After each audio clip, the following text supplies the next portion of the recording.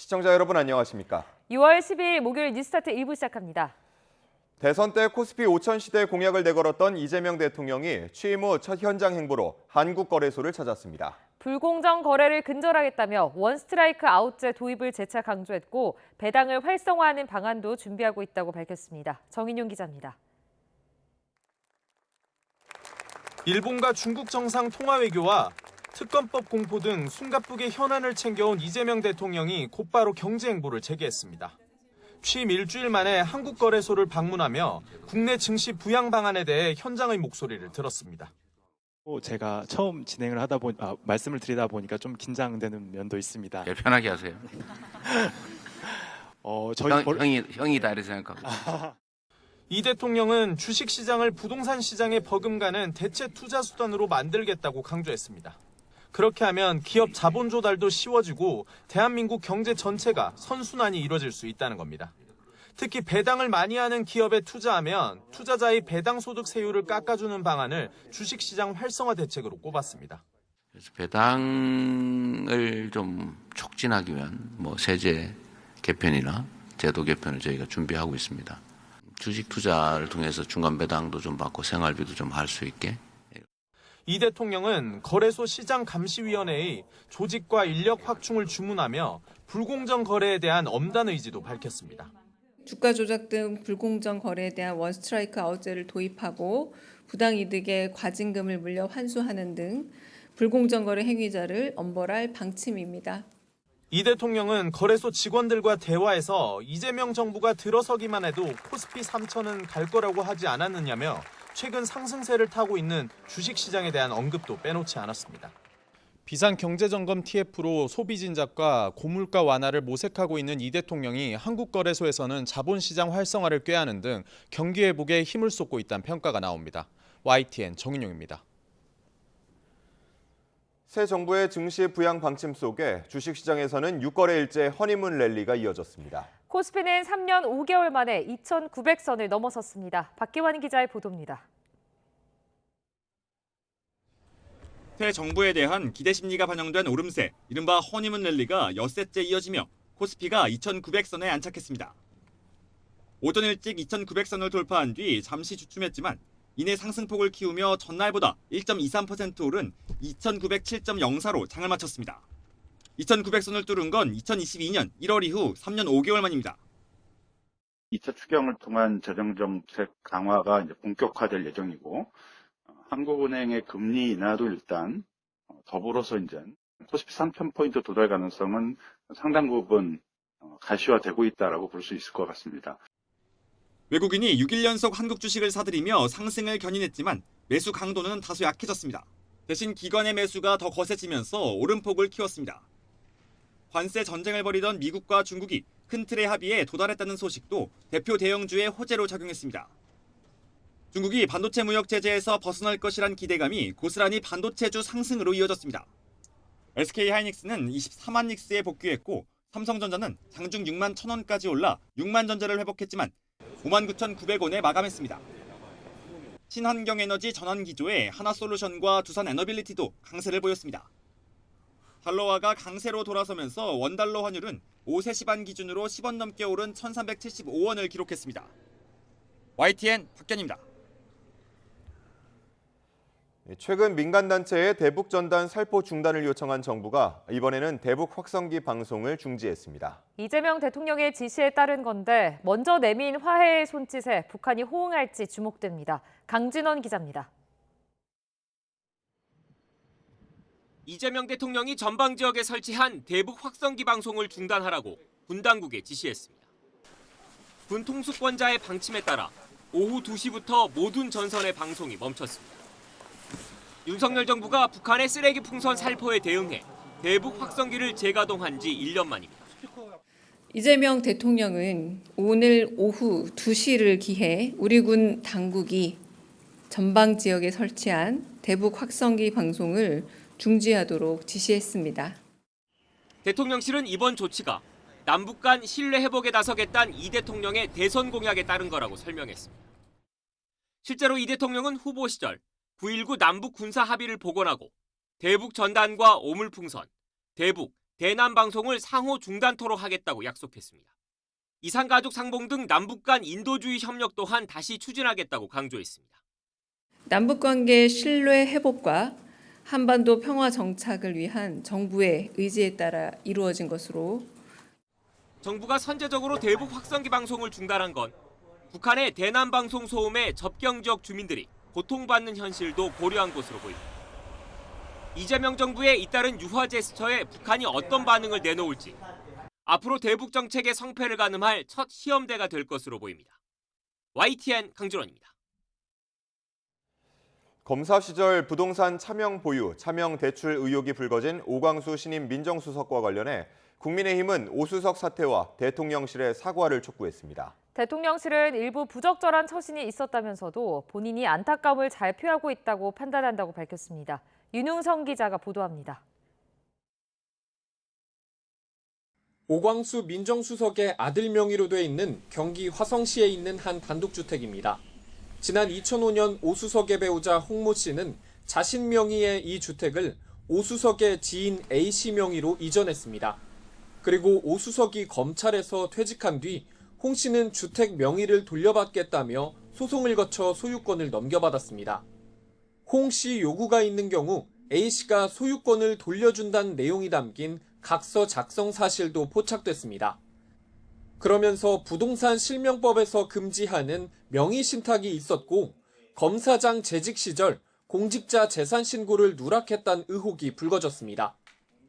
여기에 서울중앙지검 부장검사 시절 저축은행에서 친구 명의로 15억 원의 차명 대출을 받았다는 의혹까지 추가로 제기됐습니다.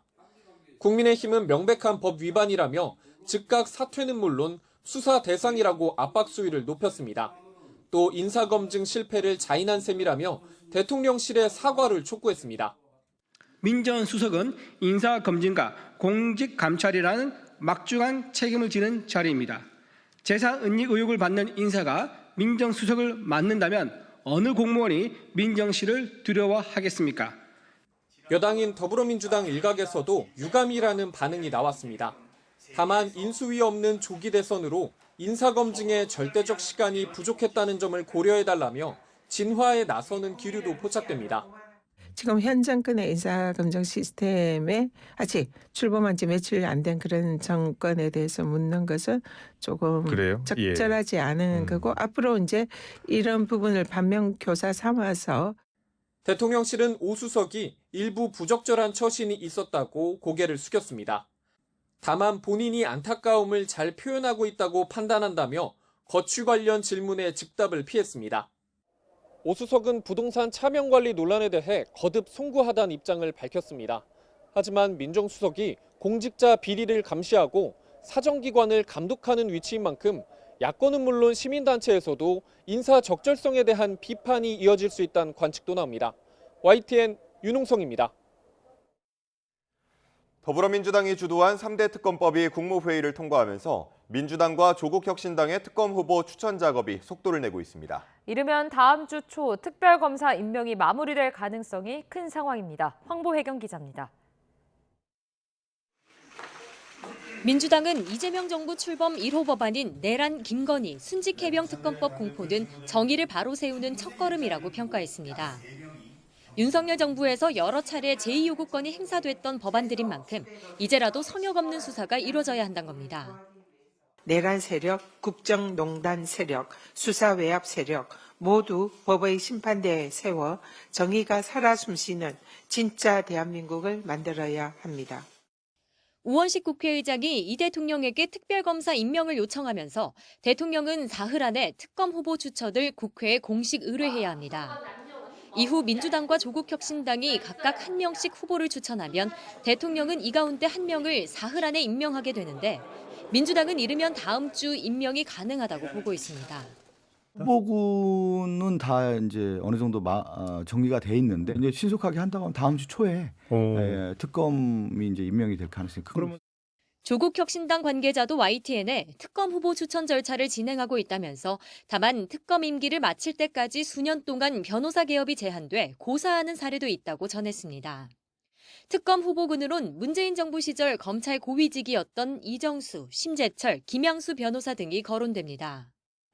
이들은 윤석열 검찰총장 시절 윤 전 대통령과 갈등을 빚다가 이후 좌천돼 검찰에 나왔던 공통점이 있습니다. 민주당은 내란 심판이 국민이 내린 명령이라며 신속한 특검 수사를 연일 강조하고 있습니다.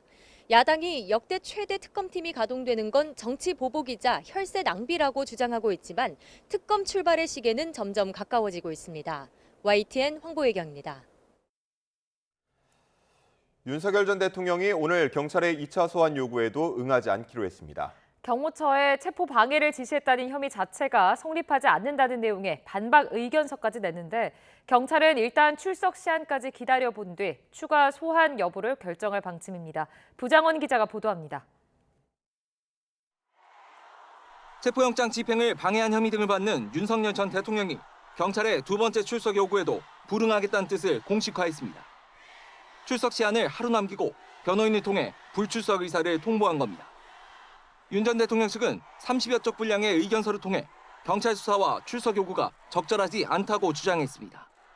먼저 고위공직자 범죄수사처가 내란죄 수사권이 없어 체포영장 자체가 위법하다고 주장하며 그런 만큼 윤 전 대통령이나 경호처가 영장 집행 시도에 대응했다고 하더라도 혐의가 성립되지 않는다고 강조했습니다. 경찰 수사 자체가 위법하다는 주장으로 이런 상태에서 출석을 요구하는 건 정당한 사유가 없다며 충분한 수사를 거쳐 다시 검토해야 한다고 지적하기도 했습니다. 윤 전 대통령 측은 그럼에도 경찰이 조사가 필요하다고 주장한다면 서면 조사에는 응하겠다고 밝혀 앞으로 추가 소환 통보를 하더라도 출석하지 않을 것으로 보입니다. 경찰은 경호처 관계자들의 진술과 비아폰 서버 분석을 바탕으로 윤 전 대통령이 체포영장 집행 저지와 비아폰 기록 삭제를 지시한 것으로 의심하는데 특검 출범을 앞두고 수사에 속도를 내야 하는 만큼 윤 전 대통령에 대한 대면 조사가 불가피하다고 보고 있습니다. 경찰은 일단 출석 시한까지 기다려본 뒤 3차 소환 여부를 결정하겠다는 방침인데 윤 전 대통령 측이 세 번째 소환에도 불응할 경우 체포영장을 신청하는 방안도 고려하고 있습니다. YTN 부장원입니다. 트럼프 미국 대통령이 미중 양국이 히토류 우선 공급과 중국 유학생의 미국 유학 허용에 합의했다고 밝혔습니다. 무역 합의를 이끌어낸 스콧 베센트 미 재무장관은 성실히 협상하는 나라에는 상호 관세를 7월 9일 이후로 유예할 가능성이 있다고 언급했습니다. 뉴욕 연결해서 자세한 소식 알아보겠습니다. 이승은 특파원, 미중 무역 협상에 대해 트럼프 대통령이 극찬하며 만족감을 나타냈다고요? 네, 그렇습니다. 트럼프 미국 대통령은 영국 런던에서 열린 미중 2차 무역 협상에 대해 훌륭하다며 중국과의 합의는 완성됐고 시진핑 중국 국가 주석과 나의 최종 승인을 받아야 한다고 말했습니다. 특히 중국의 미국에 대한 히토류와 영구자석의 우선적 공급, 미국 내 중국인 유학생 허용과 관련한 합의안이 마련됐다고 밝혔습니다. 그러면서 시진핑 중국 국가 주석과 함께 미국과의 무역에서 중국을 개방하기 위해 긴밀히 협력할 것이라며 이는 양국의 위대한 승리가 될 것이라고 밝혔습니다. 관세 전쟁 와중에 중국의 미국산 제품 수입 확대를 통한 중국의 대미무역 흑자 축소, 중국 내 비관세 장벽 철폐 등을 얻어내겠다는 의지를 피력한 것으로 풀이됩니다. 또 55%의 관세를 중국에 적용하고 중국은 미국에 10%의 관세를 적용한다고 강조했는데 트럼프가 부과한 30%의 관세에 2기 출범 이전부터 중국에 부과된 20%의 관세를 합산한 수치로 해석됩니다. 하워드 러트닝 미 상무장관도 미중 무역 협상이 타결된 이후에도 미국이 중국에 부과한 55% 관세는 변하지 않을 것이라고 말했습니다. 또 중국의 고성능 칩은 여전히 수출하지 않을 것이라면서도 중국이 더 많은 사업을 미국과 함께 진행할 수 있는 방법을 검토하기로 합의했다고 말했습니다. 이번 런던 미중 무역 합의를 이끈 스콧 베센트 미 재무장관은 중국이 제네바 합의를 지켜 신뢰할 수 있음을 입증한다면 중국과의 경제 관계를 재조정하는 것이 가능하다고 말했습니다. 특히 성실하게 협상하는 국가들이나 유럽연합의 경우 같은 이 무역 블록에 대해서는 성의의 협상을 계속하기 위해 날짜를 앞으로 돌릴 가능성이 크다고 밝혔습니다. 이는 협상 상대국이 미국의 우려를 해소하려는 의지를 갖고 협상 시간이 더 필요하면 상호관세 유예를 7월 9일 이후로 연장할 수 있다는 의미로 해석됩니다. 베센트 장관의 얘기를 직접 들어보시겠습니다. And it is highly likely that those countries that are negotiating or trading blocs, as in the case of the EU, who are negotiating in good faith, we will roll the date forward to continue good faith negotiations. 네, 미국의 물가 지표에 대한 관심도 큰데요. 5월 소비자 물가 상승률이 2.4%로 발표됐다고요? 네, 그렇습니다. 트럼프의 관세 정책 강행에도 불구하고 5월 미국의 소비자 물가 CPI 상승률이 우려했던 것만큼은 높아지지는 않은 것으로 나타났습니다. 미국 노동부는 5월 미국 소비자 물가 지수 CPI가 1년 전보다 2.4% 상승했다고 밝혔습니다. 4년 만에 가장 낮은 수준으로 떨어졌던 4월 상승률 2.3%보다는 다소 오른 수치인데 다우존스가 집계한 전문가 전망치 2.4%에는 도합했습니다. 관세가 이 소비자 물가 상승에 미친 영향이 적어도 5월까지는 제한적으로 나타났음을 증명하는 대목입니다. 경제 전문가들은 트럼프의 관세 정책이 변경을 지속해온 가운데 5월 물가 지표에는 관세 정책의 초기 영향만 제한적으로 반영됐다고 평가했습니다. 미국의 중앙은행격인 연방준비제도 역시 6월 경기 동향 보고서인 베이지북을 통해 3개월 안에 미국 기업들이 가격을 더 빠른 속도로 올릴 것으로 예상한다는 보고가 곳곳에서 들어왔다고 언급했습니다. 이런 가운데 트럼프는 소비자 물가 수치가 아주 좋다며 연준은 금리를 1%포인트 인하해야 한다고 주장했습니다. 연준은 트럼프의 관세가 물가 상승과 실업률 증가를 동시에 유발할 가능성이 있다고 보고 신중론을 유지하고 있습니다. 이에 따라 오는 17일과 18일에 열리는 연방공개시장위원회 FOMC 회의에서는 트럼프의 바람과는 달리 기준금리를 현 4.25에서 4.5%로 동결할 것이라는 예측이 나오고 있습니다. 지금까지 뉴욕에서 YTN 이승윤입니다. 미국 로스앤젤레스에서 불법 이민자 단속에 반발하는 시위가 엿새째 이어지는 가운데 야간 통행 금지령이 소요 사태 방지 효과를 내고 있다고 시당국이 밝혔습니다. 캐런 베스 LA 시장은 현지 시각 10일 시위가 집중적으로 벌어지는 다운타운 지역을 대상으로 저녁 8시부터 다음 날 오전 6시까지 통금령을 발령했습니다. 베스 시장은 언론 인터뷰를 통해 통금령이 목표한 약탈, 기물 파손 행위를 방지하는 데 효과가 있었다고 밝혔습니다. 도널드 트럼프 미국 대통령은 김정은 북한 국무위원장과의 서신 교환에 열려 있고 첫 임기 때 김 위원장과 이뤘던 관계 진전을 이번에도 원한다고 백악관이 밝혔습니다. 캐롤라인 레빗 백악관 대변인은 현지 시각 11일 브리핑에서 트럼프 대통령이 김 위원장에게 보내는 친서 수령을 북한이 거부했다는 보도에 대한 질문에 이같이 답했습니다. 레빗 대변인은 이어 구체적인 서신 교환에 대해서는 트럼프 대통령이 직접 답하도록 남겨두겠다고 덧붙였습니다. 오늘의 주요 경제 일정입니다. 똘똘한 한 채의 선호로 서울 아파트값 상승이 이어지고 있는 가운데 한국부동산원이 주간 아파트 가격 동향을 발표합니다. 한 주 전 발표에서는 강남 3구를 필두로 서울 아파트값이 18주째 상승하고 전국 주간 아파트 매매 가격 상승률은 0%를 기록해 보합으로 바뀌었습니다. 기획재정부가 올해 들어 4월까지 나라 살림 현황을 공개합니다. 3월 말 기준 관리재정 수지는 61조 3천억 원 적자였습니다. 지난해 같은 기간보다 14조 원 개선되긴 했지만 3월 말 기준 역대 두 번째 적자 규모였습니다. 대한항공이 공정거래위원회에 아시아나항공과의 마일리지 통합안을 제출해야 하는 기한이 바로 오늘까지입니다. 오늘 제출할 통합안에는 대한항공은 탑승 마일리지는 1대1로 전환할 것으로 보이지만 고객이 신용카드 사용 등으로 쌓은 제휴 마일리지 통합 비율은 다를 것으로 보입니다. 앞서 국회 입법조사처는 1대 0.9로 정해지는 게 합리적이라고 제언했습니다.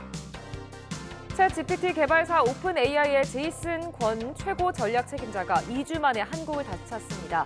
AI 투자 100조 시대를 통해 AI 3대 강국 도약을 공약으로 내건 이재명 정부 출범 일주일 만의 방안이어서 관심이 쏠립니다. 삼성전자가 보급형 스마트폰 신작인 갤럭시 A36 5G를 국내 출시합니다. 가격은 49만 9,400원입니다. 지난달 취업자가 13개월 만에 가장 큰 폭으로 증가했습니다. 하지만 건설업과 제조업 일자리 부진은 계속되는데요. 고령 인구가 증가하는 가운데 60세 이상 취업자는 처음으로 700만 명을 넘었습니다. 보도에 오인석 기자입니다. 지난달 취업자는 2,916만 명으로 1년 전보다 24만 5천 명 증가했습니다. 13개월 만에 최대폭 증가입니다. 보건복지 서비스업이 23만 3천 명, 전문과학기술 서비스업 취업자가 11만 7천 명 늘며 증가세를 이끌었습니다. 반면 건설업과 제조업 취업자 부진은 계속됐습니다. 건설업은 10만 6천 명, 제조업은 6만 7천 명 감소했는데 건설업은 13개월 연속, 제조업은 11개월째 취업자가 줄었습니다. 숙박음식업은 주점과 음식점업 취업자가 줄며 6만 7천 명 감소해 3년 6개월 만에 최대 감소폭을 기록했습니다. 연령대별로는 60세 이상 취업자가 지난달 37만 명 늘었습니다. 이에 따라 60세 이상 취업자는 704만 9천 명으로 처음으로 700만 명을 넘었습니다. 고령인구 증가로 최근 3년간 60세 이상 취업자는 100만 명 넘게 늘었습니다. 인구가 고령화됨에 따라서 60세 이상 인구가 증가하고 있는 가운데 60세 이상 인구의 고용률도 상승을 하면서 60세 이상의 취업자도 꾸준히 늘어나고 있는 것으로 보입니다. 반면 지난달 20대 취업자는 12만 4천 명, 40대는 3만 9천 명 줄었습니다. 정부는 내수 부문과 청년층 고용 어려움이 지속되고 있다고 진단했습니다.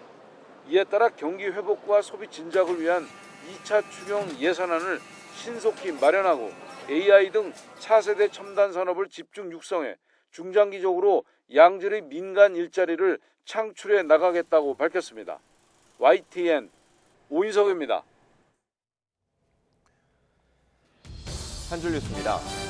인천 서부경찰서는 어제 인천 경서동 도로에서 술을 마시고 운전하다 우회전하던 앞 차량을 들이받아 피해 차량 운전자를 다치게 한 혐의를 받는 50대 남성을 입건했다고 밝혔습니다. 어젯밤 경북 포항시 북부에 있는 굴륜산 정상 부근에서 발생한 산불이 잡혔습니다. 다친 사람은 없는 것으로 확인됐습니다. 어제 오후 5시 반쯤 충북 청주시 분평동에 있는 아파트 지하 주차장에 주차된 차량에서 불이 나 20여 분 만에 꺼졌고 다친 사람은 없었습니다. 인천경찰청 반부패 경제범죄수사대는 지인들을 대상으로 투자 사기를 벌인 혐의로 인천 서부경찰서 소속 A경장을 구속 상태에서 검찰에 넘겼습니다. 인천의 한 학교 앞에서 40대 여성이 나눠준 유통기한이 1년 지난 젤리를 먹은 초등학생들이 이상 증세를 보여 경찰이 조사에 나섰습니다. 서울 서대문경찰서는 미성년자를 유인해 마약을 투약하게 한 혐의로 20대 남성 A씨를 구속해 수사하고 있다고 밝혔습니다. 검찰이 무혐의 처분했던 방정호 TV조선 부사장의 배임 의혹을 다시 수사하기로 했습니다. 지금까지 한 줄 뉴스였습니다. 올여름 첫 태풍 우디비 발생한 가운데 우리나라도 오늘 제주도에 이른 장마가 시작됩니다. 태풍은 직접 영향을 미치지는 않지만 많은 수증기가 유입되면서 주말에 강한 호우를 쏟아낼 것으로 우려됩니다. 박소정 기자입니다.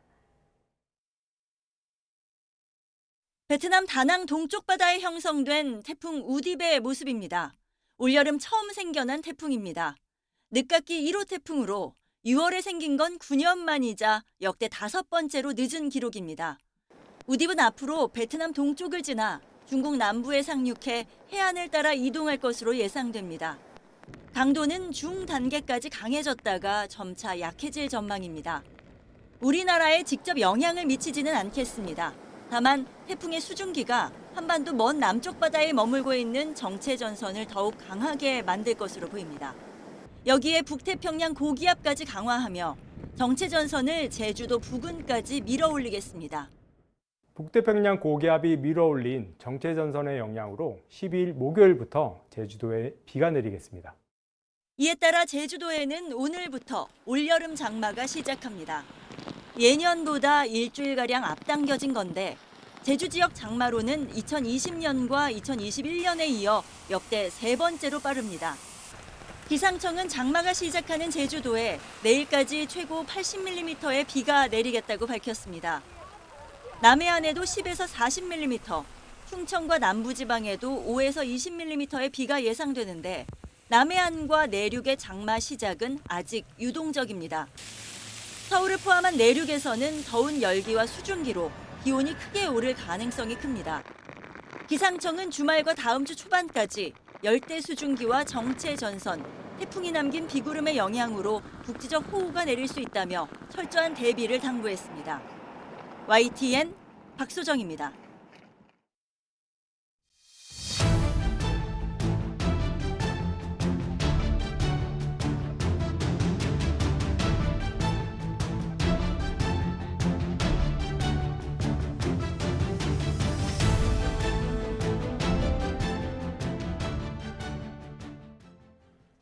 이재명 정부 출범 후 첫 여당 원내대표 자리를 놓고 김병기, 서영교 의원이 치열한 당심 경쟁을 벌이고 있습니다. 내일 원내 사령탑이 선출되는데요. 이번 선거에 처음으로 권리당원 투표 20% 규칙이 도입되면서 판세 예측이 쉽지 않아 보입니다. 박희재 기자입니다.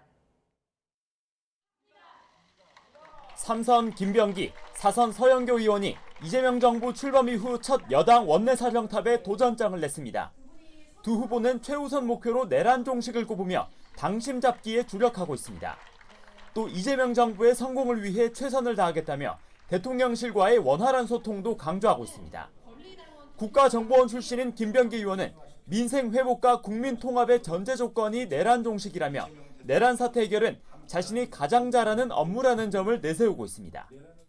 일당들에 대한 어둠을 거둬내는 일에는 일체의 타협 없이 마지막 조각 한 조각까지 찾아내서 그들을 처리하겠습니다.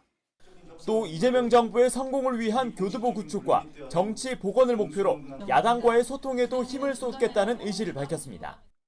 정치 복원, 사회 통합 등 야권과 소통을 해야 되는 일에는 적극적이고 합리적으로 대화를 통해서 결과를 도출하겠습니다. 서영교 의원은 다양한 인력을 내세우며 준비된 일꾼 이미지를 부각하고 있습니다.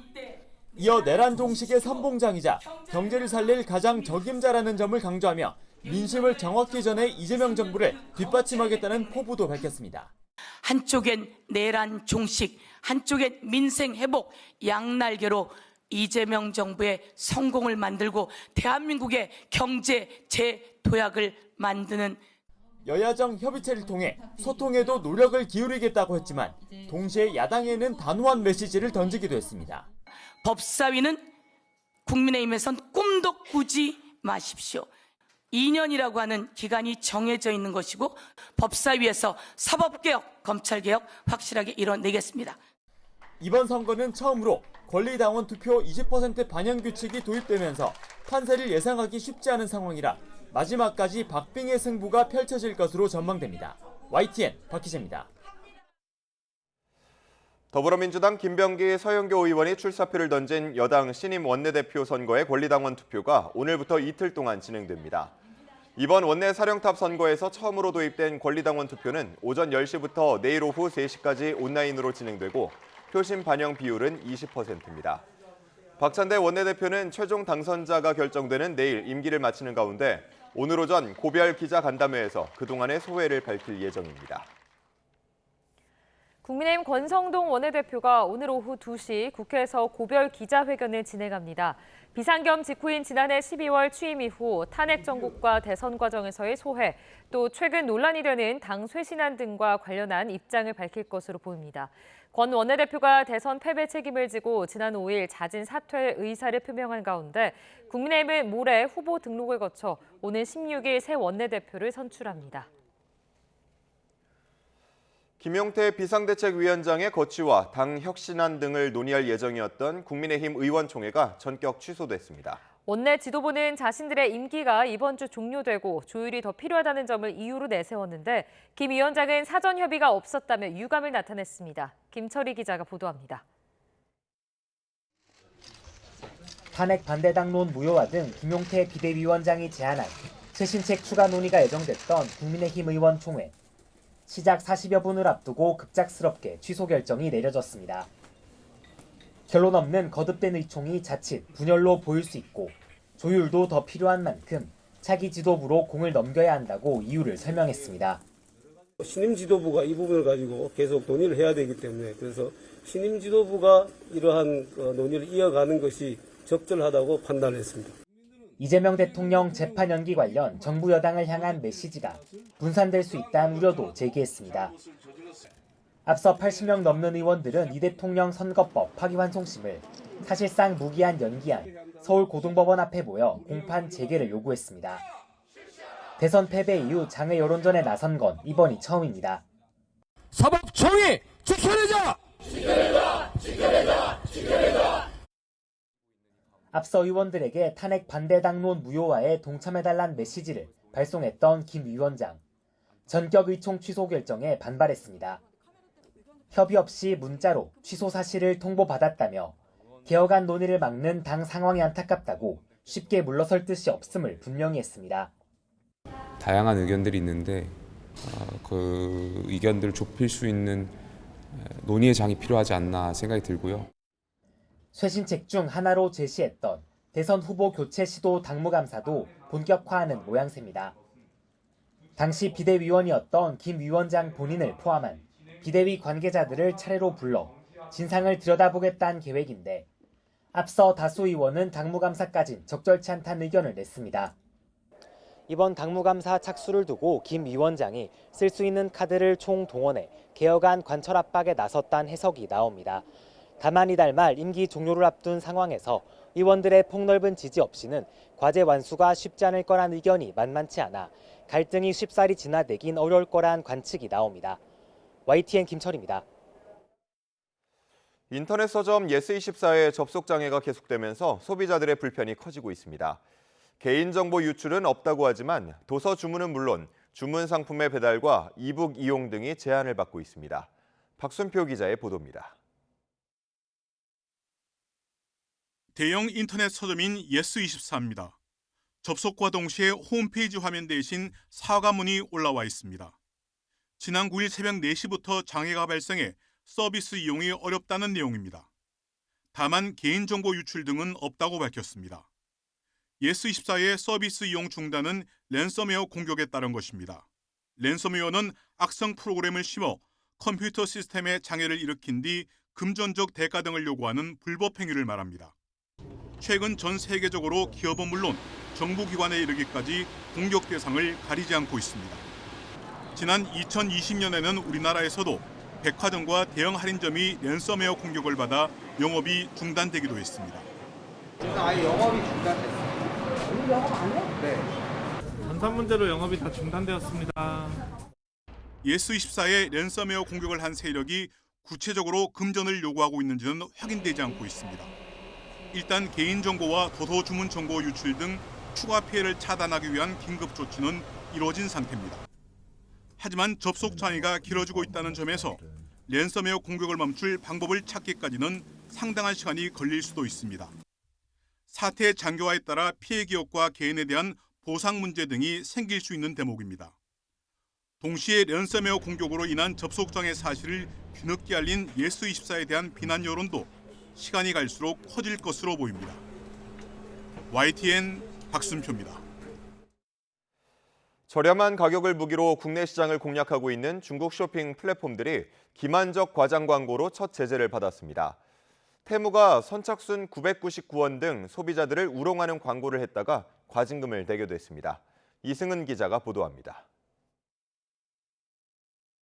999원 스위치 이벤트에 참여할 수 있습니다.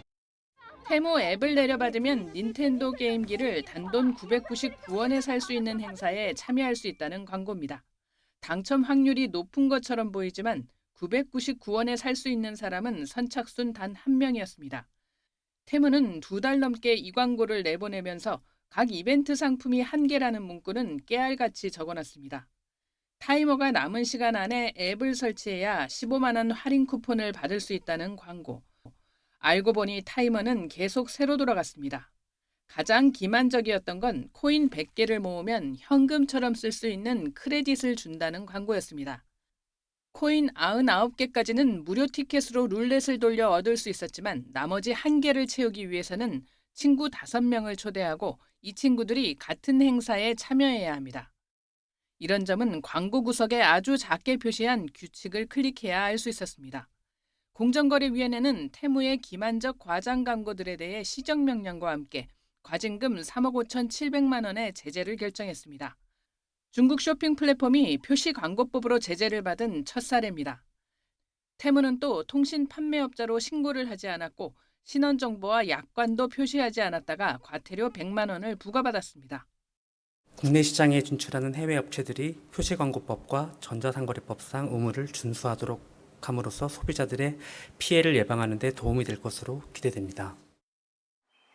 공정위는 지난 3월 또 다른 중국 플랫폼 쉐인에 대해서도 통신 판매업 미신고와 신원정보 미표시, 청약철회 방해 등으로 과태료 700만 원을 부과했습니다.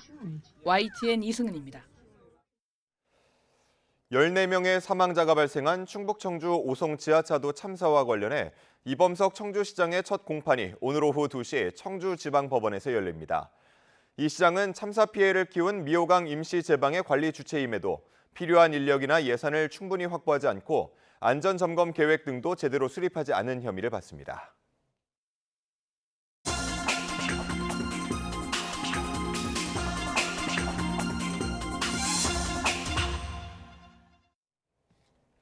오늘의 글로벌 픽입니다.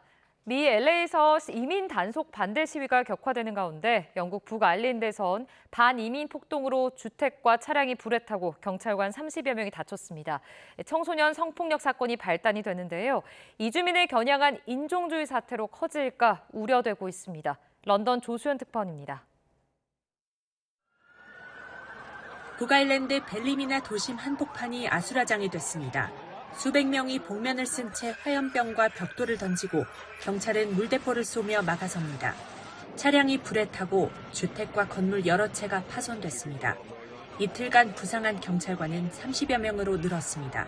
발단은 14살 청소년 2명이 10대 소녀에게 성폭력을 저지른 혐의로 기소된 사건에서 시작됐습니다.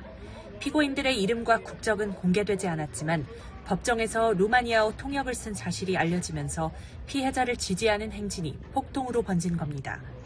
목격자들은 시위대가 외국인을 겨냥했다고 전했고 키어 스타머 영국 총리는 이 같은 폭력을 강력히 규탄했습니다.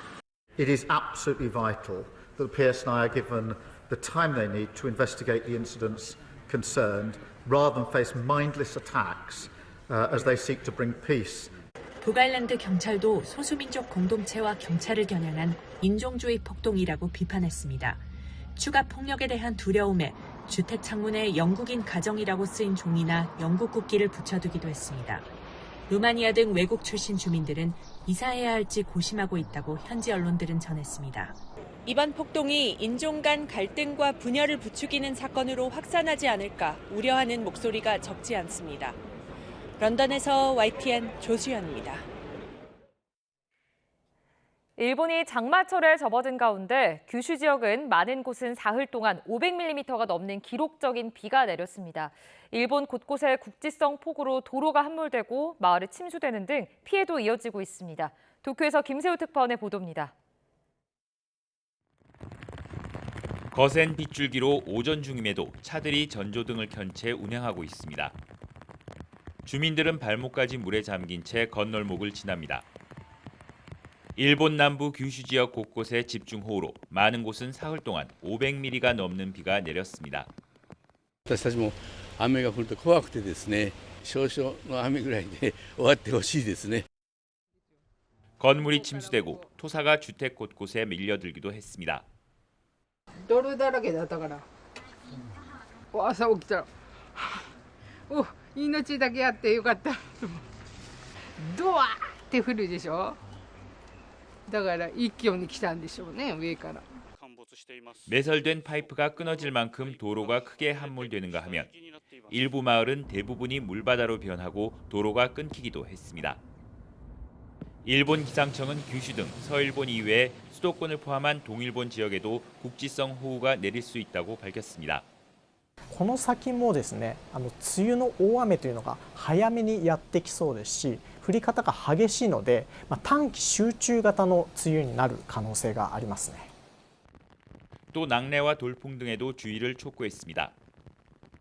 이 밖에 남중국해에서 발생한 태풍 1호의 영향으로 덥고 습한 공기가 일본으로 몰려올 수 있어 기상 당국이 추위에 촉각을 곤두세우고 있습니다. 도쿄에서 YTN 김세호입니다. 트럼프 미국 대통령과 일론 머스크 테슬라 최고 경영자의 갈등이 봉합 국면으로 접어들었습니다. 트럼프는 뉴욕 포스트와의 인터뷰에서 머스크가 자신에 대한 비판을 담은 소셜미디어 게시물에 대해 유감을 표명한 것에 대해 머스크가 그렇게 해준 것이 매우 좋았다고 말했습니다. 트럼프와 머스크의 갈등이 트럼프 행정부 내부의 내홍을 적나라하게 보여준다는 지적이 잇따르자 두 사람이 잠정적인 화해 모드에 들어간 것으로 보인다고 로이터 통신은 전했습니다. 일론 머스크 테슬라 최고 경영자는 오는 22일 로보택시 서비스를 출시할 예정이라고 밝혔는데요. 머스크는 현지 시각 11일 X에서 로보택시 서비스 출시에 관해 묻는 이용자의 질문에 잠정적으로 6월 22일이며 안전 문제에 대해 매우 신중하게 접근하고 있기 때문에 이 날짜는 변경될 수 있다고 답했습니다. 이어 공장의 라인 끝에서 고객의 집까지 자율주행해서 갈 최초의 테슬라는 오는 6월 28일이라고 덧붙였습니다. 에마뉘엘 마크롱 프랑스 대통령이 최근 자국에서 잇따른 청소년의 흉기 사건과 관련해 소셜미디어 SNS의 영향을 비판하며 15살 미만 청소년의 SNS 사용을 금지하겠다고 밝혔습니다. 마크롱 대통령이 현지 시각 10일 저녁 프랑스 ETV에 출연해 어린이와 청소년층에서 흉기 사용이 유행처럼 번지고 있다며 이 같은 사건이 새로운 일이 아니라고 우려했습니다. 지금까지 글로벌픽이었습니다. 우리 국악의 우수성을 세계에 알리고 각국 전통음악을 한자리에서 만날 수 있는 영동 세계국악 엑스포 개막이 석 달 앞으로 다가왔습니다. 엑스포에는 30여 개국 전통 공연단이 참여하는데 충청북도와 영동군은 관람객 100만 명이 다녀가는 글로벌 음악 축제를 목표로 하고 있습니다. 이성우 기자입니다. 전통 음악에 맞춰 풍물패에 신명나는 길놀이가 펼쳐집니다. 국악을 재해석한 퓨전 국악 공연이 무대 분위기를 한껏 달아오르게 하고 참석자들은 퍼즐로 충북 영동 세계 국악 엑스포 로고를 완성합니다. 개막이 석 달 앞으로 다가온 지구촌 국악 축제의 성공을 기원하는 행사입니다. 영동은 우리 역사의 3대 악성으로 불리는 난계 박연 선생의 고향이자 전국 최초의 군단위 국악단이 있는 국악의 본고장. 국내에서 처음으로 국악을 주제로 열리는 이번 엑스포에는 우리 국악은 물론 30여 개 나라의 전통 음악과 공연이 펼쳐집니다. 국악 관련 전시와 체험 행사도 다양하게 준비됩니다. 국악기를 전시하는 부분, 체험하는 부분, 그런 부분도 있다고 생각을 합니다. 그런 부분에서 다양하게 음악, 체험, 공연 프로그램 이런 걸 다양하게 접할 수 있습니다. 충청북도와 영동군은 엑스포 기간 100만 명 이상의 관광객이 찾을 것으로 기대하고 있습니다. 이를 계기로 국악의 산업화와 관광화를 함께 추진한다는 계획입니다. 이제 국악을 재해석하고 국제화하고 또 그런 국악의 중심이 영동이라는 것을 부각시키는 그런 중요한 행사라고 생각하고 국악 엑스포가 세계인의 축제가 될 수 있도록 조직위원회는 개막 전까지 전국 각지에서 국악 버스킹과 공연을 이어가며 엑스포 관심을 끌어올릴 예정입니다. 영동 세계 국악 엑스포는 오는 9월 12일부터 한 달간 영동군 일원에서 열립니다. YTN 이성우입니다.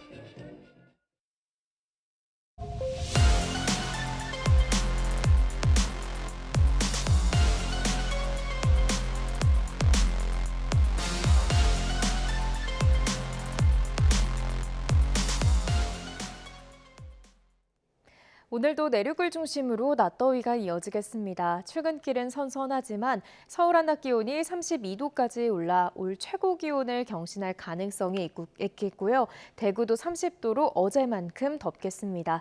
오늘 내륙은 대체로 맑겠지만 볕이 강하게 내리쬐면서 자외선 지수와 오존 농도가 높게 치솟는 곳이 많겠고 제주도에는 점차 올해 첫 장맛비가 시작되겠습니다. 현재 기온 살펴보겠습니다. 현재 서울 기온 18.1도, 부산은 21.1도로 출발하고 있고요. 낮 기온도 보시면 서울이 32도, 대전 31도, 대구는 30도까지 오르겠습니다. 내일은 충청 이남에, 주말에는 전국으로 비가 확대하겠습니다. 제1호 태풍 우딥은 중국으로 향하면서 우리나라에 직접적인 영향을 주지는 않겠는데요. 다만 수증기가 정체 전선을 강화하면서 내일 밤부터 모레 사이 제주도와 남해안을 중심으로 최고 100에서 200mm의 호우가 예상됩니다. 대비 철저히 해주셔야겠습니다. 날씨였습니다. 이상으로 뉴스타트 1부 마칩니다. 잠시 후 2부가 이어집니다. 함께해 주신 여러분 고맙습니다.